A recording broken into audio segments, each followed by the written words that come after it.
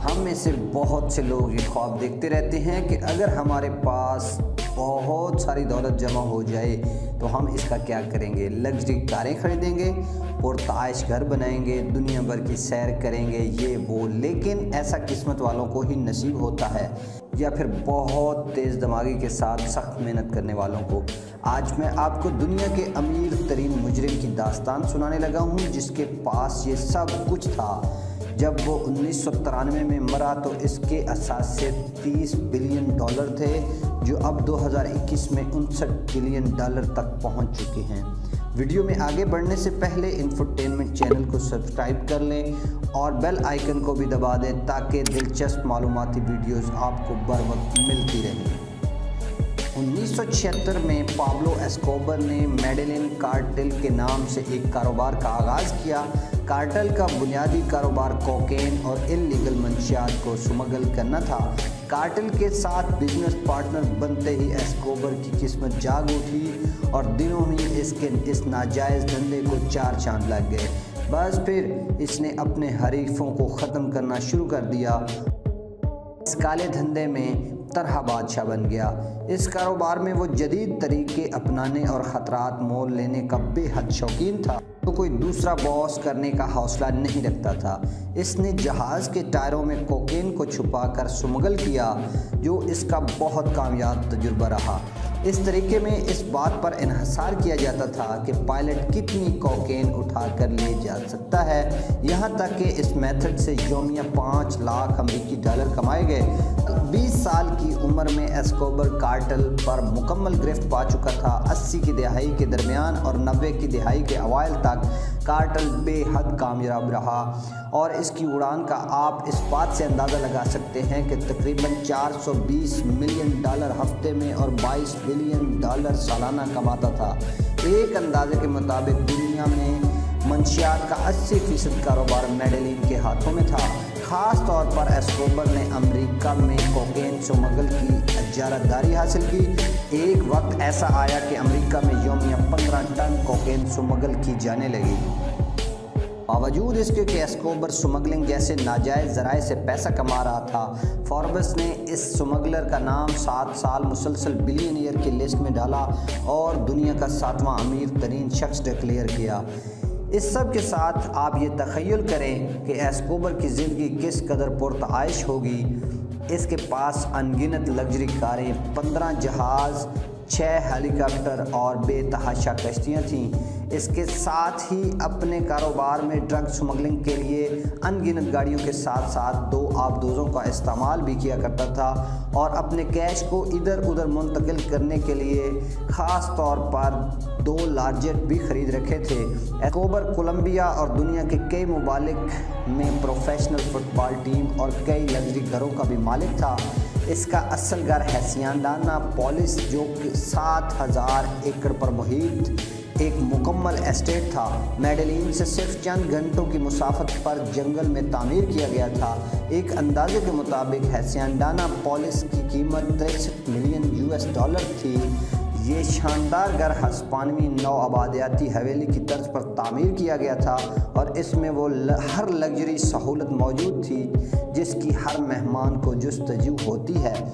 اس وسیع و عریض اسٹیٹ میں سوئمنگ پولز، رن وے، انتہائی قیمتی گھوڑوں سے بھرا ہوا استبل، فٹ بال گراؤنڈز، ٹینس کورٹ، گو کارٹ کورٹ، فائٹنگ کا میدان، مصنوعی جھیلیں، پرانی کاریں، ڈائناسور کے ڈھانچے جن کے بارے میں بتایا جاتا ہے کہ یہ بالکل اصلی ہیں۔ اس کے علاوہ ہیسینڈانا پولیس کا اپنا ذاتی چڑیا گھر بھی تھا، جس میں تقریباً 200 قسم کے جانور تھے، جس میں زیبرا، گینڈا، زرافہ، ہاتھی اور شیر بھی شامل تھے۔ ان جانوروں میں سے بہت سارے جانور ایسکوبر کے جہازوں میں سمگل کر کے کولمبیا میں لائے گئے تھے۔ اس کے اوپری حصے میں داخل ہونے والی سڑک، جو کہ ہیسینڈانا پولیس کی طرف جاتی ہے، اس پر ایک سنگل انجن پائپر ہوائی جہاز کی نقل بنی ہوئی ہے، جس پر ایسکوبر نے پہلی مرتبہ امریکہ کا دورہ کیا تھا۔ اس کے علاوہ بہت ساری جائیداد جو ایسکوبر نے فلوریڈا میں خریدی، ان میں 8 بیڈرومز والے گھر اور ان گھروں میں شیشے کی چھتیں اور دیواریں تھیں۔ اس کے علاوہ دنیا بھر سے مہنگے ترین ریسٹورانٹس اور لاؤنج پر کروڑوں روپے خرچ کیے گئے تھے۔ اس کے علاوہ فلوریڈا بیچ پر 30,000 فٹ کا گھر جو بالکل بیچ پر بنایا گیا تھا، جس کی مالیت $1 کروڑ سے اوپر تھی۔ اس کے بعد پابلو ایسکوبر کے پاس ایک خفیہ اپارٹمنٹ بھی تھا جہاں پر وہ چھٹیاں منایا کرتا تھا، جو لا اسلا گرانڈے کولمبین سرحد پر واقع ہے۔ یہ لگژری اپارٹمنٹ بھی انتہائی شاندار تھا۔ اس کی مالیت بھی کئی ملین ڈالر تھی۔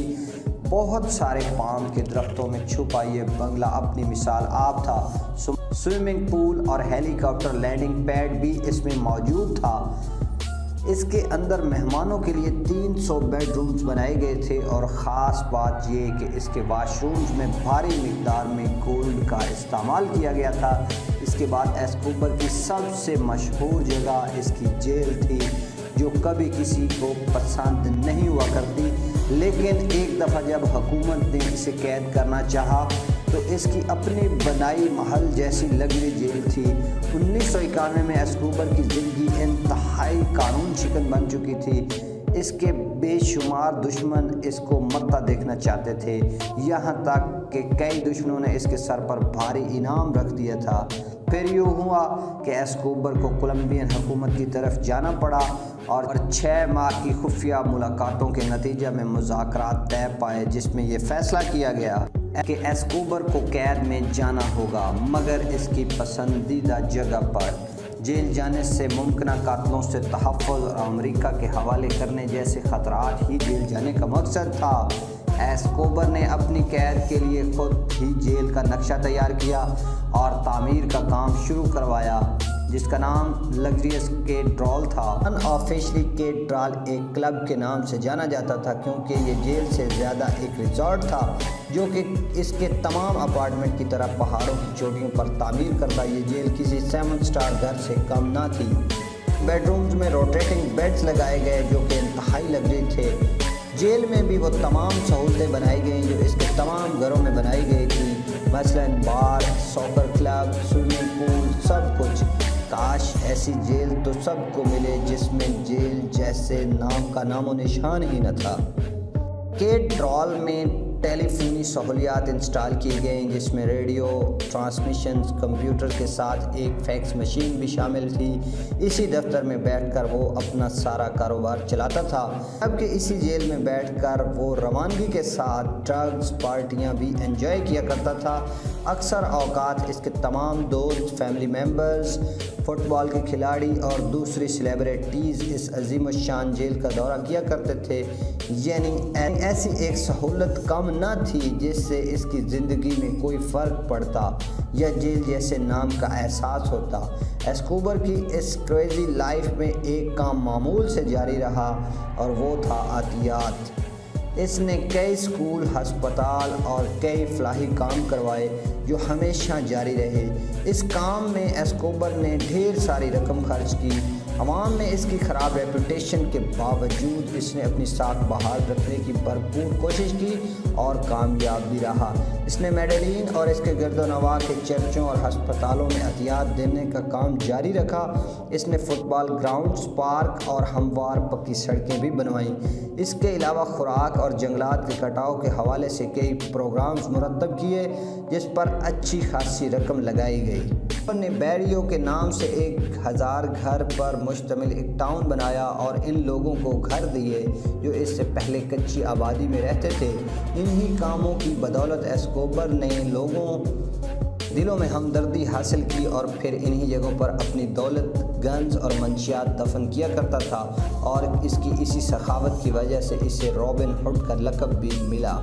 یہاں تک کہ 1982 میں ایسکوبر اپنی اسی عوامی ہمدردی کی بدولت خود کو کولمبین پارلیمنٹ میں بطور عوامی نمائندہ منتخب کروانے میں کامیاب ہوا، اور اسی وقت اتھارٹیز نے اس کی مجرمانہ سرگرمیوں کو اجاگر کرنا شروع کیا، جسے ابھی تک عوام نہیں جانتی تھی۔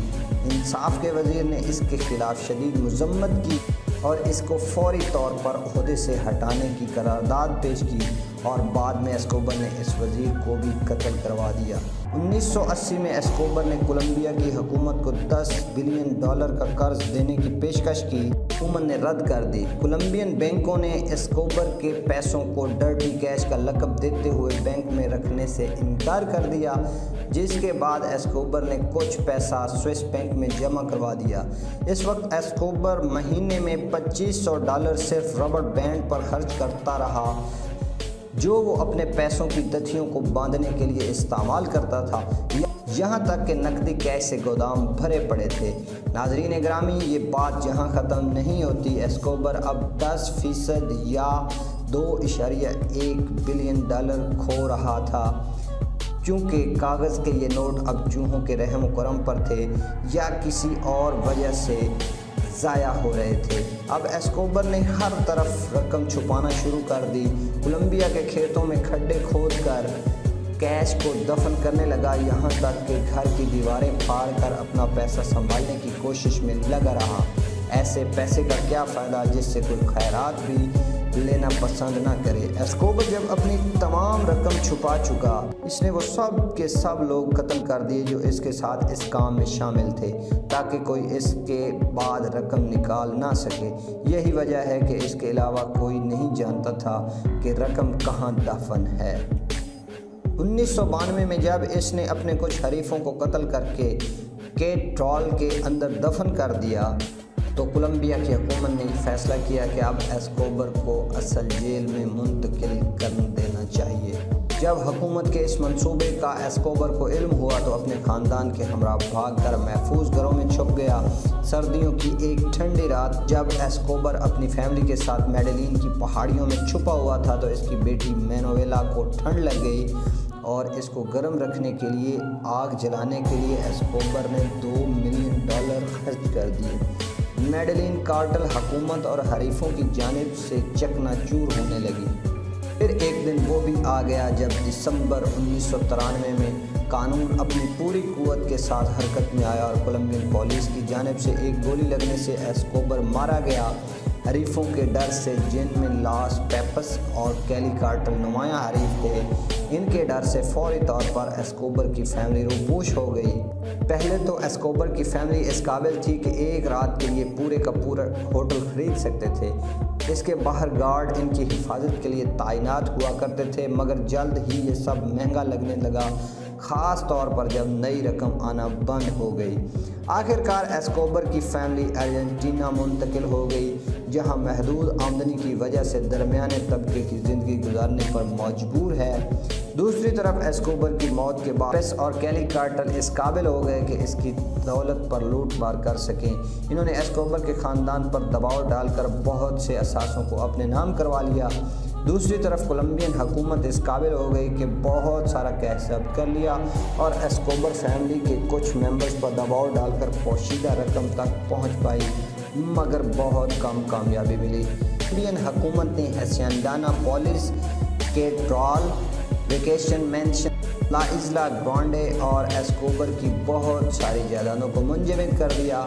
हेसिएंडाना पोलिस के चिड़ियाघर के बेशतर जानवरों को सरकारी चिड़ियाघर में मुंतकिल कर दिया, मगर हिप्पोपोटामसेस को किसी वजह से वहीं रहने दिया गया। हुकूमत ने कई सालों तक इस जायदाद को नज़रअंदाज किए रखा। ख़जाना तलाश करने वाले कुछ लोगों ने एक दिन इस अमीर जगह का दौरा किया और कुछ दीवारों को तोड़ दिया, मगर ख़जाना कहीं से ना मिला। 2007 में हुकूमत ने हेसिएंडाना पोलिस को थीम पार्क का दर्जा दिया। एस्कोबर के हिप्पोज अब 60 तक पहुंच चुके थे और ये जगह अब सयाहों के लिए इंतहाई दिलकश बन चुकी है। दोस्तों, ये इंतहाई सबक आमोज़ वाक़या है और इससे सबक सीखना चाहिए कि हम दौलत कमाना चाहते हैं, लेकिन ये देखना पसंद नहीं करते कि किन ज़राए से हम पैसे कमा रहे हैं। बड़ी बड़ी सल्तनतें आज लोगों की तफरीह का सामान बन चुकी हैं। उम्मीद करता हूँ कि आपको मेरी ये वीडियो बहुत पसंद आई होगी। लाइक और शेयर करना मत भूलिएगा। अल्लाह हाफिज़।